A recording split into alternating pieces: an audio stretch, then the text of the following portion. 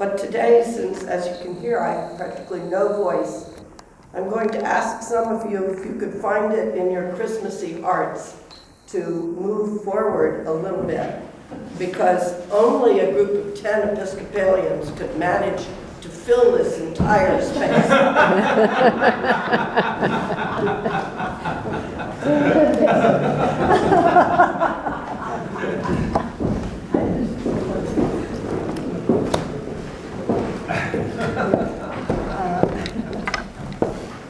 Now, not only did you have to move, but you also have additional responsibilities this morning. Since there are so few of you, I will be depending on each of you to pass on anything you learned this morning. Today, we are blessed to hear and to speak some of the Bible's most beautiful words. First, we have our responsive canticle, the Song of Mary, often called by the Latin Magnificat. It is a dynamic, inspirational prayer song. Luke has attributed this lovely and powerful proclamation to Mary. In the canticle, Mary asserts her personal faith and devotion and sets forth with joy her acceptance of her call to be servant of God. In the gospel passage, usually called the Annunciation, Mary makes another reference to herself as servant of the Lord.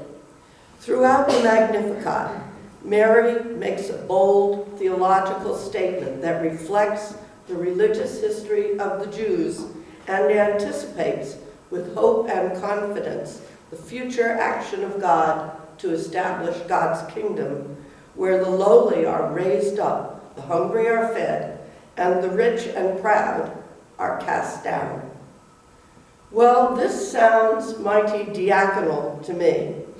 Deacons, after all, are defined by their ministries of servanthood and social action. Again, deacons, in the ideal, serve the church with obedience, devotion, and humility, quite Mary-like. There may be a few exceptions.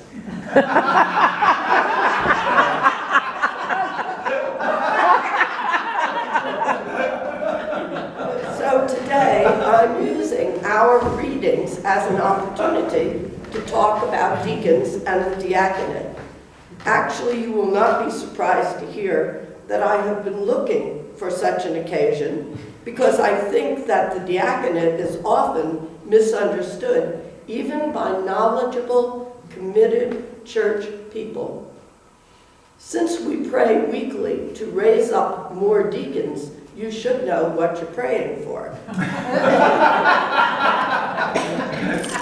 Let me begin with the importance of vocation. Deacons believe themselves to be called to be deacons, that is, called to be servants of God and the world and the church in a certain designated manner. Deacons' work will always be under the direction of priests and especially under the oversight of their bishop. A man or woman wanting to be a deacon must be able to articulate this call to servanthood and service in ministries in and out of the church. Similarly, and in contrast, one who feels called to the priesthood must be able to articulate a vocation to sacramental ministry, pastoral care, and parish leadership. Sometimes it is explained that the deacon carries the message of the church to the world and carries the concerns of the world to the church, a bridge, if you will. So generally, deacons serve liturgically in parishes, taking their role in the Sunday Eucharist. Setting the table is symbolic of servanthood. Reading the gospel highlights the deacon as evangelist, bringing good news to the world, and the dismissal speaks of the bridge between the church gathered and the church dispersed in society.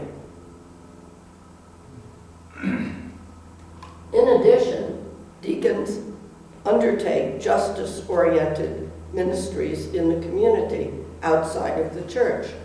In Rhode Island, deacons have served or are serving at assigned parish altars and at the prison, at colleges, in hospitals, in social service agencies, at meal sites, shelters, and food pantries, and other ministries to the weak, the poor, and the marginalized in our church, in our state. To prepare for these ordained ministries, the aspiring deacon, like the priest candidate, spends 3 years in study, at the end of which he or she must, on examination, demonstrate proficiency in Old Testament, New Testament, theology, liturgics, homiletics, spirituality, and church history. During these same years, the student, whether headed for the diaconate or the priesthood, is interviewed periodically about his or her spiritual growth, vocational development, and academic progress. Finally, there are visits to a physician and a psychiatrist chosen by the bishop.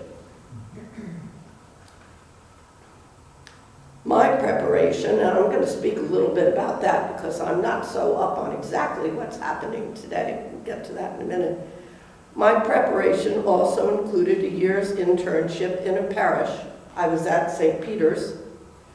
Also a year of special interest ministry. I worked with URI international students. The very first year was devoted to clinical pastoral education. This means practice working with hospitalized persons and involves a significant self-examination component. I worked on a locked ward at the IMH. Throughout the 3 years, there were seminars in group dynamics, communications, leadership styles, but here's a warning or two.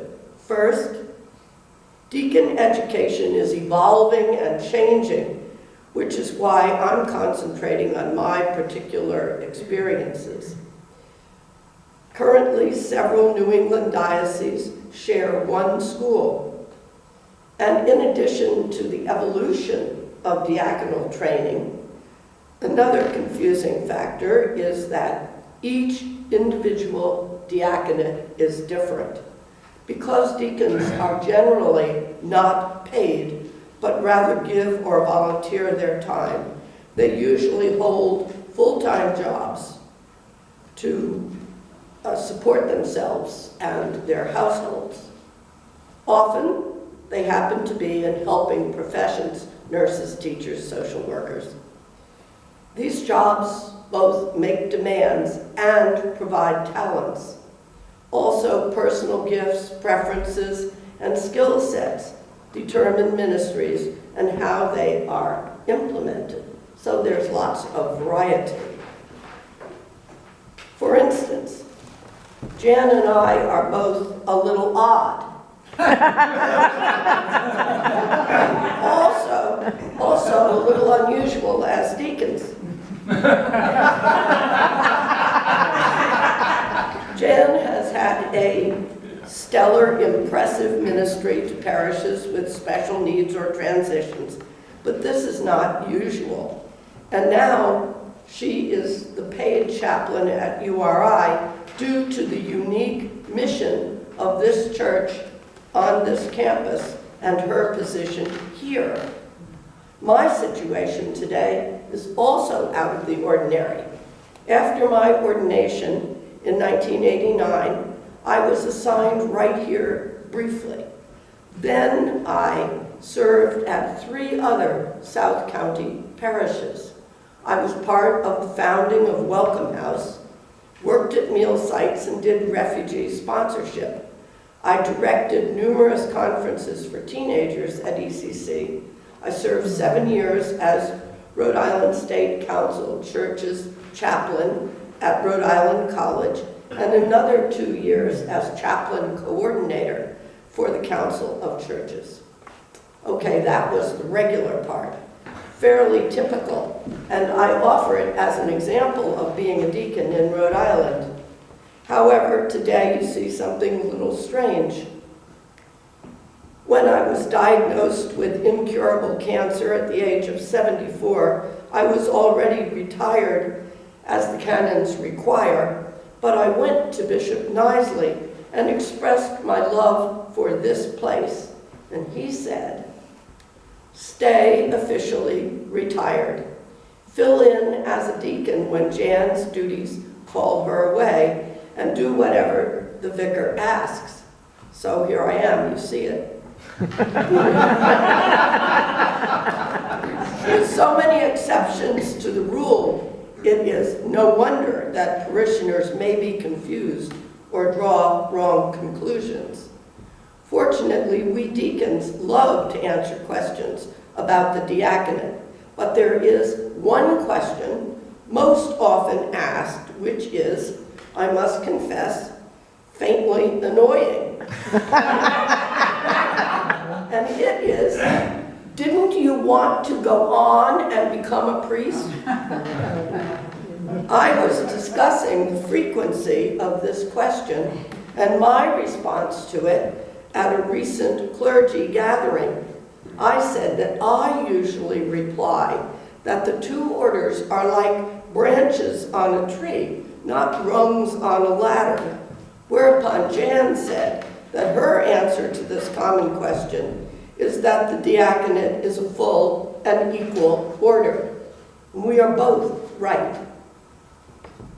Both our answers rest on vocation. I felt called to the ministry of a deacon, a well-established, sturdy branch of the church's ordained ministry. Jan's answer is stronger and very traditional. Deacons are, in fact, the first ordained order established and biblical in origin. Early Christians decided they needed men of good character to facilitate their communal meals and to manage, secure, and distribute the funds and treasure of the church. St. Stephen, the first martyr, whose feast day is Monday, and St. Lawrence, whose brave story and gruesome death I have recounted here recently, and St. Francis of Assisi, whose life inspired the current pope, were all deacons. Deacons have been around for centuries. So why the confusion? Well, hundreds of years ago, the church created the transitional diaconate.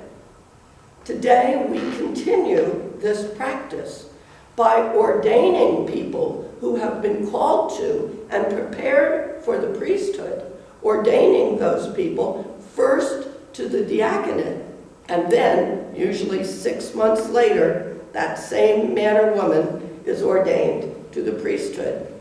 This transitional diaconate seems dubious and illogical to me. However, the transitional diaconate has strong support and has withstood several attempts to abolish it by vote of General Convention.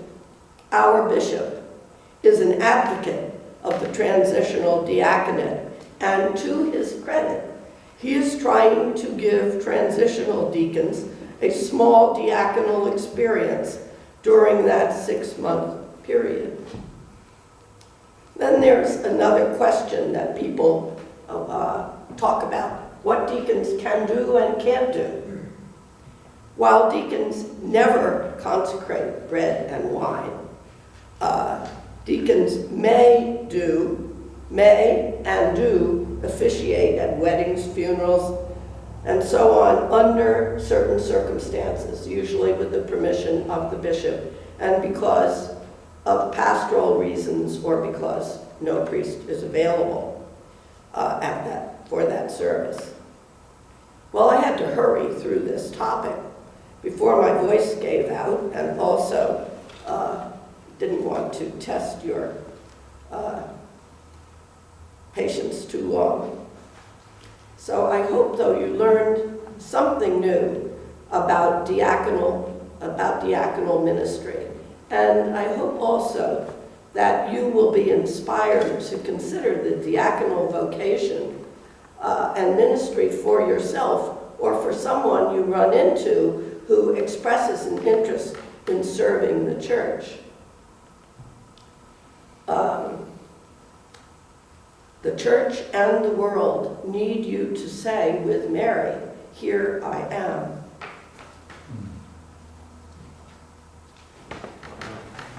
Amen.